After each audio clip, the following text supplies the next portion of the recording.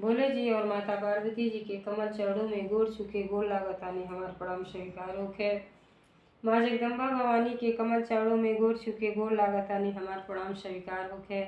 सब देवी देवता के कमल चरणों में गोड़ छुके गोड़ लागतानी हमार प्रणाम स्वीकार होखे। नीलम दीदी और हरेंद्र भैया के कमल चरणों में गोड़ छुके गोड़ लागतानी हमार प्रणाम स्वीकार होखे। सब गुरु भाई बहना के कमल चरणों में गोड़ छुके गोड़ लागतानी हमार प्रणाम स्वीकार होखे। आशीर्वाद के चाहना बा। तो देखी गुरु भाई बहना, हम आप लोगन के बहुत सुंदर कथा भोले जी के चर्चा के माध्यम से सुनाया जाता नहीं। ये कहानी के सभी पूरा सुनो। कहानी कबो आधा अधूरा नहीं सुने के चाहिए, काहे खातिर परम पिता परमेश्वर और माता पार्वती जी के अपमान होला। अब पूरा कथा सुनब सभी तो आप लोगन के ज्ञान भी मिली और कथा के रहस्य के बारे में पता चली। तो देखी गुरु भाई बहना, कथा तो बहुत ही सुंदर बा। सावित्री और सत्यवान के नाम आप लोग सुन ले हो बहन जी। ये पतिव्रता स्त्री के कहानी है। ये कहानी में बहुते कुछ रहस्य छिपल बा।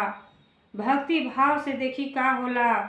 तो जब ये कहानी जब पूरा सुनब सभी तब आप लोगों के आनंद आई। तो हमारी कहानी अगर आप लोगों के अच्छा लगी तो कमेंट में भोले जी और माता पार्वती जी के नाम जरूर लिख के भेजब। और कहाँ से भेजत हैं बहन जी, जरूर अपन पता लिखब। और जे हमारे चैनल पर नया हुई हमारे विधाता ज्ञान चैनल के सब्सक्राइब कर दी, ताकि अगला भी वीडियो आप लोगों के पास पहुँचे और आप सभी ज्ञान सीख सकें और कहानी के सुन के आनंद उठा सकें। तो देखिए गुरु भाई बहना, एगो सत्यावती नाम के स्त्री रही और बहुत पूजा पाठ करत रही, बहुत भक्ति भाव करें। तब के जमाना में जनता बानी कि दूसरे के विवाह खोजे जा, नागवे बाबा विवाह खोजे जाओ। तो जब विवाह खोजे सब निकलल तो सत्यावती के बर जब ढूंढल लोग तब बहुते सुंदर सत्यवान रहना। लेकिन जब ब्राह्मण खोजे गए रहना वो बहुते ज्ञानी रहना। जैसे पत्र दिखावल जाला लड़की के कि लड़की के भाग्य में का बा। तो जब बियाह तय क के आए लोग और जब गुड़ मिलावे लगल और सब जब पत्रा में देखे लगल लोग, तब पंडित जी कहला तो लड़का तो बहुते सुंदर बा, लेकिन ये विवाह में कुछ लेकिन बा। अब का कोई ना कहला ये दादा ले तो विवाह तो हो जाए, लेकिन 21 साल के बाद ही लड़का के मृत्यु हो जाए। अब जैसे वो पत्रा देखत रहना वो लड़की आड़े से सुनत रहली। कहली जब हमरे नसीब में यह बाना तो हमार विवाह नहीं से हुई। लेकिन माई बाप जनता बानी केहू नहीं चाहेला कि हम अपने लड़की के ऐसा विवाह करी कि वो अपने ससुरा में खुशहाल न रहे। लेकिन वो सब बात जानते हुए भी कहली कि अब जब हमार विवाह हुई तो सत्यवाने से हुई। कहल सब का उनके में ऐसा गुड़ बा कि तू तैयार हो गई बाड़ू। ये तो उनका माई बाप जौन बाड़ा दोनों जनी अंधा बाना। अब देखी वो जे भक्ति लाइन में बा, जेकरे अंदर भक्ति भाव प्रेम बा, तू कौनो न कौनो बहाना सेवा भाव सब कर कोल चाहेला। वो कहली कि अगर मनुष्य के शरीर पौले बाणी तो अगर केहू के काम ना आवे तो ये मनुष्य के शरीर व्यर्थ बा। कहली कि जब विवाह हुई सत्यवाने से हुई। अब ये बात सत्यवान नहीं जानत रहना कि 21 साल के बाद हमारी मृत्यु हो जाए। उनका माई बाप तो नहीं चाहला। जब सुनला तो बड़ा डगमगैला कि अपने लड़की के शादी न करी। लेकिन लड़की कहली कि नहीं पिताजी, हमार विवाह जब हुई तब सत्यवान से हुई। अब जब सत्यवान से विवाह हो गई गोइली उनके घरे, तो अपने अंधा सास ससुर के बहुते सेवा भाव करें। सुबह जैसे उठे तो पहले तो अपने सास ससुर के प्रणाम करें, पैर छुएं, पति के पैर छुएं और पति के परमेश्वर माने, बहुते सेवा सत्कार जहाँ तक हो सके वहाँ तक करें। पूजा पाठ कैले के बाद अपने पति के सेवा भाव करें, सास ससुर के सेवा करें। लेकिन सत्यवान के पता ना रहल कि हम 1 साल में हमार मृत्यु हो जाई। और सत्यावती जौन रहली उन्हीं के खाली पता रहल कि 1 साल के बाद हमार पति साथ छोड़ के चल जाइ हैं।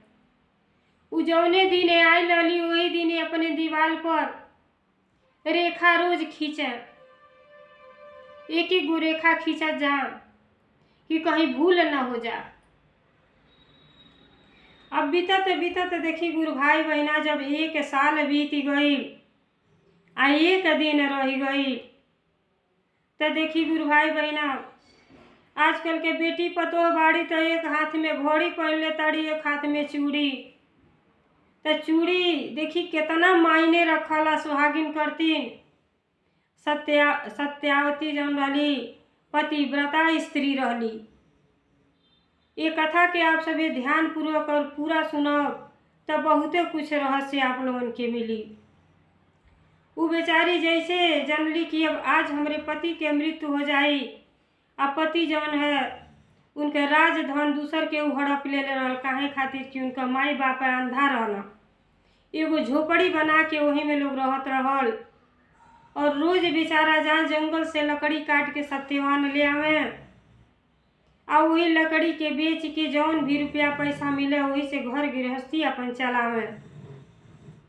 अब जैसे लास्ट दिन 1 दिन रह गई, सत्यावती का कैली बड़ा सवेरे उठली आ उठ के सब घर के काम धाम को के सेवा भाव सब कर को के सास ससुर के सेवा।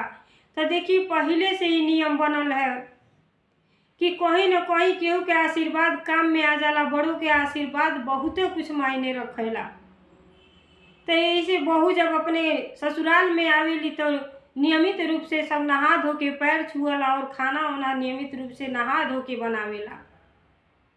वो बेचारी के रोज के काम रहल, रोज अपने सास ससुर के सेवा भाव करें, उठ सुत पहले प्रणाम करें, पति के पैर छुएं। अब जानली कि आज के लास्ट दिन हमारे पति के, आज हमारे पति से हमार साथ छूट जाई। वह दिन का कैली, सारा काम धाम को लेली आ देखी खूब ढेर ढेर चूड़ी पहन लेली। सुहागिन के निशानी होला कि चूड़ी हाथ में ज्यादा रहे के चाहिए। मांग में चक्र के सिंदूर लगा लेली, बिंदी लगा लेली और आँख में काजल लगा लेली, 16 श्रृंगार को लेली। आ जौन साड़ी पहिर के उनका विदाई भइल रहल उहे साड़ी उ बेचारी पहन लेली ओ दिन। आ पहिर ओढ़ के जैसे तैयार भइली, सत्यवान कहला कि अरे आज कहाँ भगवान कहाँ जाए के बा। कहली कि आज हमके न रोकब, आज तक हम कबू आपके साथे जाए के ना कहले रहनी, लेकिन आज आपके साथे हम चलब जंगल में। कहले अरे वहाँ धूप लगी, धूप में का करी के तू जैबू, हमार तो रोज के काम बा, हम कह के चली आई, घर ही नहीं आई। कहली ना आज हमके मना न करबे, आज हम रौरे साथे आ जंगल में जाए। गईली अपने सासू से आदेश लेली कि पिताजी माताजी हम आज तक आप लोग से कुछ ना मांगले, लेकिन आज हमके रोकम ना, आज हम पति के साथ हमहू जंगल में जाए। सास ससुर कहले बेटी अरे का करी के तू जंगल में जेबू। कहली नहीं रोकी ना, आज हमके जरूर जाए दी। कहली ठीक बा, आज तक तो बहु कुछ ना मंगली, झोपड़ी में गुजारा कैली आ प्रेम भाव से पूजा पाठ भक्ति में लीन रहली, पति के सेवा कैली, सास ससुर के सेवा कैली। प्रतिदिन के काम रहे बेचारी के, रोज अपने सास ससुर के पैर छुए आया आशीर्वाद लें। आ पतिव्रता स्त्री रहली, केहू अपने पति के सिवा केहू के तरफ नजर उठा के ना तकले रहली। अब बेचारी वो दिन तैयार भैली, अपने पति से कहली कि आज हम आपके साथ जरूर चलब, हमके घर मना न करब। अब पति के मन में भी प्रेम जाग गई, कहला कि आज तक तो हमार पत्नी कहीं जाए करतीन, हट नहीं कैले, आज ना जानी काहे करताड़ी, तो भाई मने बाते चलो घूमी आओ। अब का कैली, सत्यावती अपने आगे आगे पति पीछे पीछे पत्नी जाए लगली। अब जात तबाड़ी, अब चेहरा पर उदासी भी ना देखा सकताड़ी कि कहीं पति के शक हो जाई। अंदरे अंदरे बेचारी इतना दुखित बाड़ी कि आज हमार सुहाग छीन जाई, आज के दिन हमरे पति के मृत्यु हो जाई। अब साथे गईली, जैसे सत्यवान लकड़ी झुराए लकड़ी लगना काटे, आई बेचारी बगलिए में हरियर पेड़ रहलोई के तरे बैठ गईली। आई के नजर अपने पति के ऊपर रख ले रहली। बार बार डर सतावता कि आज हमरे पति के साथ हमार छूट जाए। अब बैठ के तनिको आँख से उझल ना करताड़ी, अपने पति के देखताड़ी। तौले देखी काल से केहू ना बचल बा। ये यमराज जनता बानी, ये यमराज के सवारी का होला। ये यमराज भैंसा पर बैठ के तब तक जंगल में आ गई न। जब जंगल में अल तो देखा था न कि सत्यवान लकड़ी काटता न, आ उनको पत्नी बगल में बैठल बाड़ी। तो उ का कोई ना अपन भैंसा दूर ही छोड़ दिया ना, और सांपे के रूप धारण कर लिया। सांपे के रूप धारण कर के डारी पाते में छिप छिप के सत्यवान के पास आ गई न। सत्यवान के पैर में डंक मार दिया न, और सत्यवान मूर्छित होके गिर गई न। जैसे गिरना तैसे दू आवाज दिया न, सत्यावती सत्यावती। जब सत्यावती अपन नाम सुनली पति के मुंह से, ते मानो उनकर संसार लूट गई है। बेचारी दौड़ जातड़ी तो देखत है पति मूर्छित होके गिर गई ना। सत्यावती के समझ में आ गई कि लगता हमरे पति के काल आ गई। चारों तरफ देखताड़ी तो कहीं कुछ ना लौकता। और जब फिर निगाह दौड़ावताड़ी तो देखताड़ी कि सांप भागल जाता। अब सत्यावती समझ गई पति के अपने कंधे पर उठा लेली, ले आके साफ जगह अपने जंघा पे मुड़ी रखी के बेचारी बिलाप करताड़ी। अभी प्राण नाई टूटल रहल, सांप डस ले रहना। तो देखी पति व्रता स्त्री ऐसा होली, जितनी सुहागिन स्त्री अब महिलाएं बानी, ये बात के ध्यान से सबे सुनो।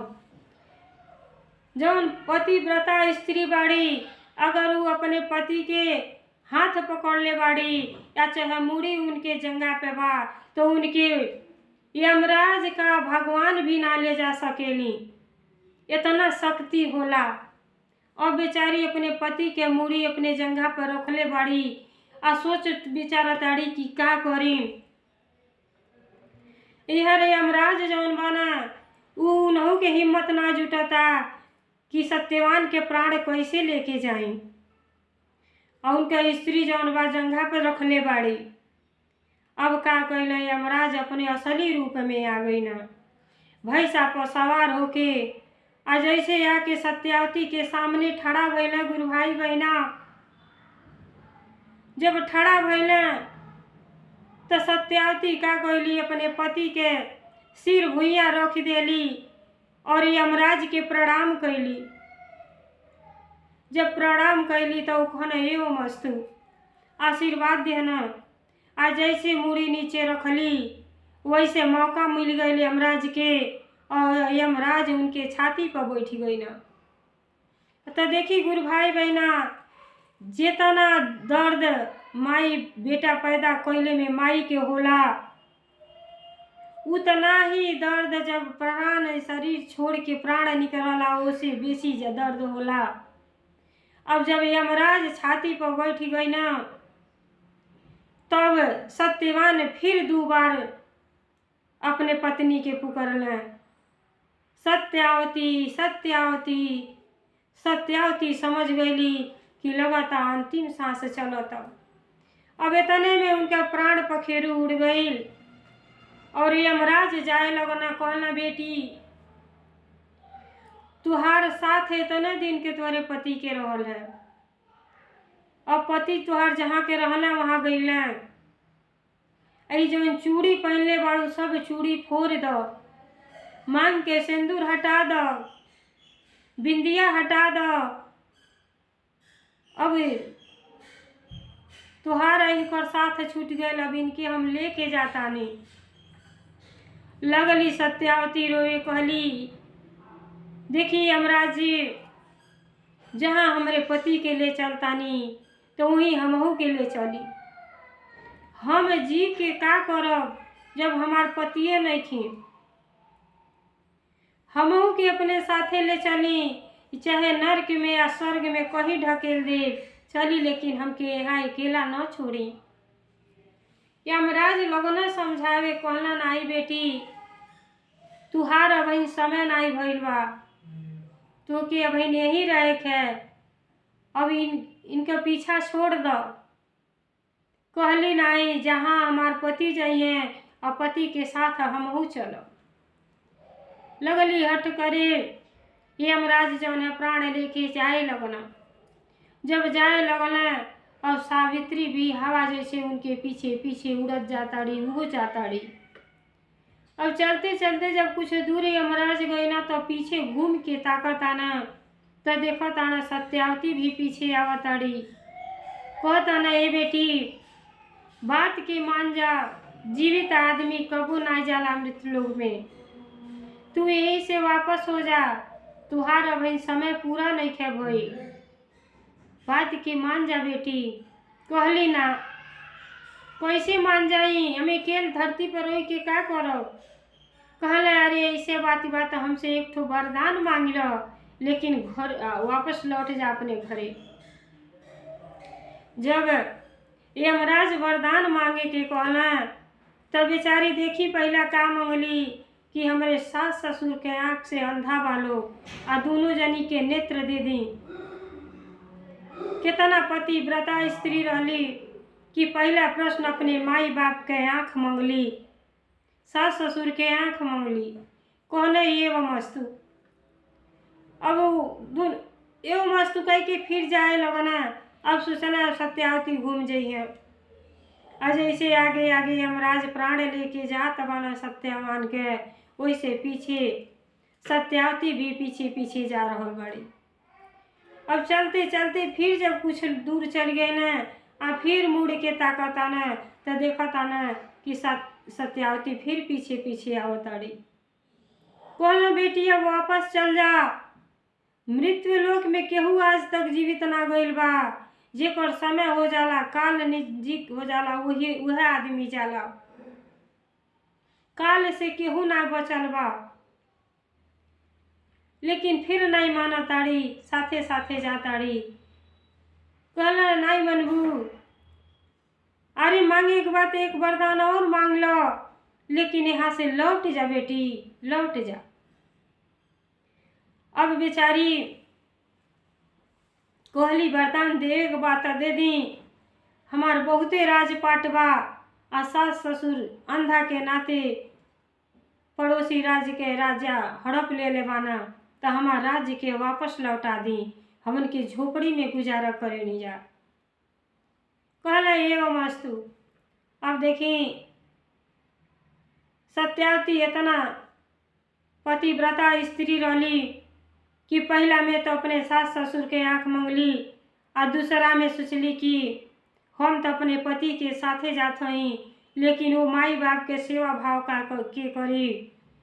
तो दूसरा धन दौलत अपन जौन हड़प ले रहना राजा, ओके मांग लेली कि हमार सास ससुर सुखी रहे। और 2 वरदान दे के फिर यमराज चले लगना। आ जैसे आगे आगे बढ़ता ना वैसे पीछे पीछे सत्यावती फिर चला ताड़ी। कहली कि जहाँ रौरे हमरे पति के प्राण के लेके जइबे वही हमहू चलब। अब जैते जैते देखी मृत्यु लोक के दरवाजा पर यमराज पहुंच गए ना। अब वहां जब पहुंच गए ना तो फिर घूम के ताकत आना तो देखत आना कि मुख्य द्वार पर सत्यावती आ गईली। कहले बेटी हाथ जोड़त है, तू यहाँ से वापस घूम के चल जा। मृत्यु लोक में केहू आज तक जिंदा नहीं आयल बा। ई तो जौन होखे के रही तौन हो के रही, काल केहू के ना छोड़ले बा बेटी। तो ऐसे तू यहाँ से वापस लौट जा। कहली कैसे हम लौट जाई बताई। एक विधवा स्त्री कहाँ रही है, बिना पति के पत्नी के जीवन बेकार है, तो कैसे हम लौट जाए। कहला नहीं बेटी हट ना कर, तू वापस लौट जा।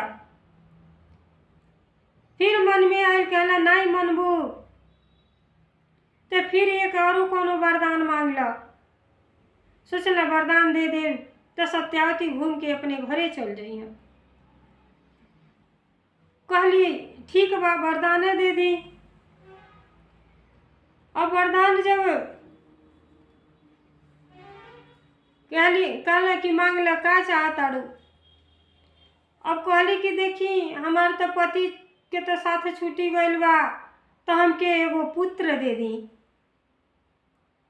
जाने से पुत्र के लेके हमार जीवन कट जाई। अब सोचला ना विचारला, यमराज सोचबे ना कैला, आगे पीछे एगो मस्त कह दिया। अब तीनों वरदान दे दिया उनके। अब कहला बेटी अब तू यहाँ से वापस लौट जा। जौन भी मंगलू तौन हम तो के प्रेम पूर्वक दे दियानी बेटी, लेकिन हमार कहल माना यहाँ से वापस घूम जा। मृत्यु लोक में केहू जीवित ना गइल बा। जब सारा बात यमराज के सुन लेली तब कहत अड़ी कि आपे बताई पुत्र के वरदान तो हमके दे दियानी, और जब पति के साथ ना बा तो पुत्र कहाँ से होई। गुरु भाई बहना देखिए इतना ज्ञानी रहली, पूजा पाठ में इतना शक्ति है कि बहुते सारा उनके ज्ञान रह। कहली कि पुत्र तो हमके दे दे, पुत्र के वरदान तो देनी, लेकिन पति के प्राण छीन ले बानी, तो बिना पति के पुत्र कैसे होई। मान ली ऐसी पुत्र हो जाता कि उस संसार में रहे दे, औरत जात के सब घर से निकाल दी। और तो पतिव्रता स्त्री रहली। कहली जब आप वरदान देले बानी तो हमके एक उपकार हमरे ऊपर और कर दी, हमरे पति के जीवन दान दे दी। अब उनकी जौन है यमराज के सिंहासन लगल हिले अब डगमगाए लगल। कहले आयु दादा हम कहाँ से बहुत भारी गलती कर देनी, आज तक जे मर के आयल बा कबो वापस लौट के ना गइल बा, ये हम का गलती कर देनी। तो देखी एक बार नारद जी घूमत गइलनी, आ घूमत गइनी तो जब 4-5 दिन कम रहल सत्यवान के मरले में, तो नारद जी गइनी तो जानते हैं कहीं बैठे नहीं, थोड़ा थोड़ा कहनी कि अब बताओ 5 दिन के अंदर केकर मृत्यु होखे वाला बा। ये यमराज कहला कि जब सत्यावती बाड़ी उनके पति के मृत्यु निश्चित बा 5वें दिन। नारद जी हंस पड़ल, और नारद जी के तो सब बात याद रहल। कहले कि उस सत्यवती पतिव्रता स्त्री के आ पति के प्राण तू ले पैबारे, भगवान तो ले ना पैया, तुहरे में का बा। उ चैलेंज को के गइल नारद जी कि ऐसा तो कबो ना हो पाई। कहला नहीं सत्य है, जब मृत्यु केहू के लिखल बा तो मृत्यु होबे करी, काल से केहू ना बचल बा। लेकिन जब ये बात ही बोल दिया ना तो दौड़ दौड़ उनके दिमाग में गुजे लगल कि नारद क्या बात देखा था सत्य होता। और सिंहासन लगल डगमगाए, परेशान हैरान हो गई ना। और देखी लास्ट में जीत सत्यावती के भई। कहली कि जब तक हमारे पति के जीवित ना करबे तब तक हम वापस घरे घूम के नहीं जाए। तो शौक श्रृंगार बहुते जरूरी है। हाथ में भर बाई के चूड़ी, बिंदी, सिंदूर पत्नी के सुहाग के निशानी है कि भरपूर पहने के चाहिए। कबो हाथ के खाली नहीं करे के चाहिए। अब बेचारा का करे, हार गए यमराज, फिर जीवन दान दे दिया और फिर लेके अइले। आ यहाँ सत्यवान के लाश पड़ल रहल और लाश के जीवित कर दिहन। और सत्यावती बहुते खुश भैली, यमराज के धन्यवाद दिली। कहली कि अगर हम आज पतिव्रता स्त्री बाणी तो हमारे पति के जीवित कर दी। और ये बात के यमराज भी हार गए न कि दुनिया संसार में भक्ति का चीज़ है। बहुते भोले जी माता पार्वती जी के बड़ी भक्ति भाव से पूजा पाठ करत रही। और पति के तो परमेश्वर समझें, सास ससुर के बहुते आदर सत्कार सम्मान करें।